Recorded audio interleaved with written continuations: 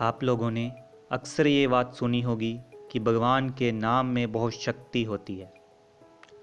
आज हम आपको एक कहानी बताकर उस शक्ति का एहसास करवाएंगे। तो बने रहिए हमारे साथ। हम हैं धार्मिक आदमी चैनल से और बहुत ही अच्छी धार्मिक कहानियाँ आपके लिए लेकर आते हैं। अगर आपको हमारा चैनल अच्छा लगे तो हमारे चैनल को सब्सक्राइब करें, लाइक करें, कमेंट करें और बेल आइकन को प्रेस करें। तो ये कहानी है एक छोटे से गांव की।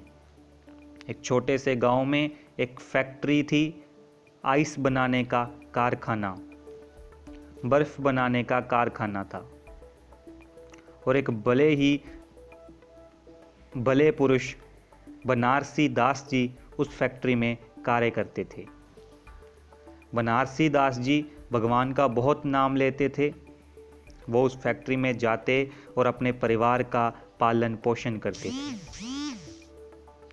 उस फैक्ट्री के बाहर एक वॉचमैन होता था और उस वॉचमैन को बनारसी दास जी रोज मिलकर निकलते थे और फैक्ट्री में अच्छे ढंग से कार्य करने के लिए बनारसी दास जी को बहुत सराहा जाता था।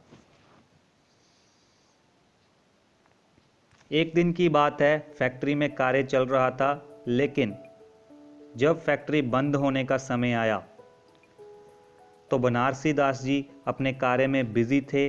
उनको टाइम का पता नहीं चला और सभी लोगों ने फैक्ट्री के ताले लगा दिए। किसी ने ध्यान नहीं दिया कि बनारसी दास जी अंदर रह गए। बनारसी दास जी एक रूम में बंद थे। उस रूम में बर्फ बनती है, उस रूम में बनारसी दास जी बंद हो गए और रूम को बाहर से ताला लगा दिया गया।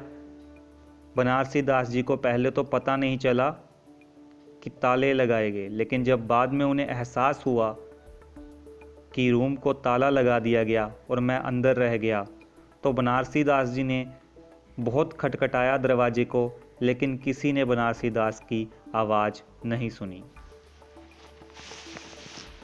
अंदर तापमान बहुत कम था। बर्फ़ की वजह से बनारसी दास जी के हाथ पांव सुन्न हो रहे थे।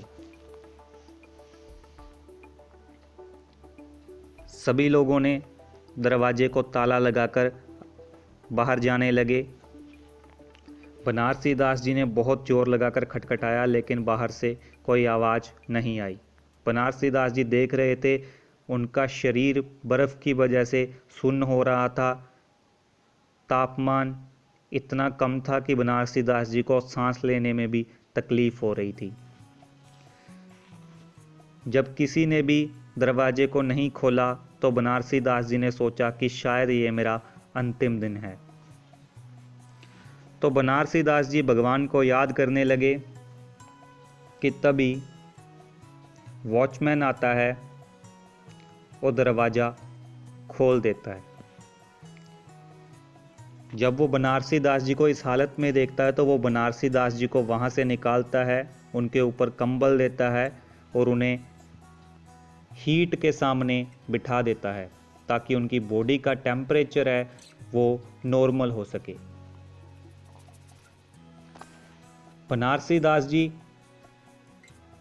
तकरीबन आधे घंटे बाद नॉर्मल हुए, उनकी बॉडी का टेम्परेचर नॉर्मल हुआ।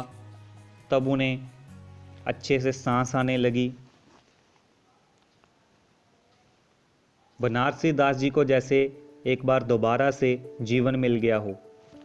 बनारसी दास जी खुश थे, लेकिन बनारसी दास जी ने वॉचमैन से पूछा कि आपको कैसे पता चला कि मैं अंदर हूँ।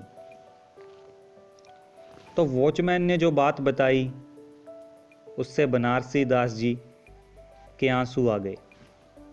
वॉचमैन ने बताया कि साहब, आप हर रोज़ मुझे राम राम कहकर निकलते हो। जब आप सुबह आते हो तो मुझे राम राम कहते हो, लेकिन जब वापस जाते हो तब भी आप मुझे राम राम कहकर निकलते हो। सभी लोग, कुछ लोग ऐसे भी होते हैं जो बिन बुलाए मुझे निकल जाते हैं, लेकिन आप हर रोज़ मुझे सुबह भी और शाम को भी राम राम जरूर कहते हो।